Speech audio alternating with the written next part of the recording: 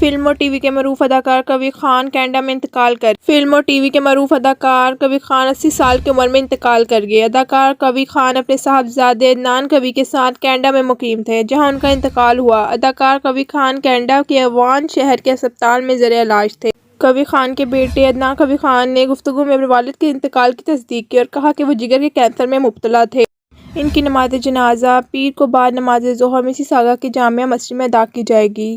کبیر خان نے اپنا career radio Pakistan سے شروع کیا تھا۔ انہوں نے بے شمار ٹی وی، ریڈیوز اور اسٹیج ڈراموں میں اداکاری کے جوہر دکھائے۔ انہوں نے کم و بیش 200 فلموں میں کام کیا۔ اس کے علاوہ ان کو فنی خدمات کے اعتراف میں لائف ٹائم ایوارڈ سے بھی نوازا گیا۔ دوسری جانب وزیر اعظم شہباز شریف نے اداکار محمد کبیر خان کے انتقال پر اظہار افسوس کیا۔ وزیر اعظم نے مرحوم کی مغفرت، لواحقین کے لیے صبر جمیل کی دعا کرتے ہوئے کہا ہے کہ کبیر خان نے فلم، ٹی وی، اسٹیج اور ریڈیوز پہ اپنا فن کا لوہا منوایا ہے۔ تمغہ حسن کارکردگی اور ستارہ امتیاز کبیر خان کی صلاحیتوں کا ریاستی اعتراف ہے۔ انہوں نے مزید کہا ہے کہ لاکھوں میں تین اور اندھیرا اجالا میں کبیر خان کی اداکاری عوام کے ذہنوں میں آج بھی زندہ ہے۔ ان کی وفات پاکستان کے فن کے شعبے کا ناقابل تلافی نقصان ہے۔ اس کے علاوہ نگران وزیر اعلیٰ پنجاب محسن نقوی نے بھی اداکار کبیر خان کے انتقال پر اظہار افسوس کیا۔ دوسری جانب آپ کو بتاتے چلیں، بلاول نے اصلاح متاثرین سے کیے وعدے پورے نہ کرنے کی صورت میں وزارتیں چھوڑنے کا اشارہ دے دیا۔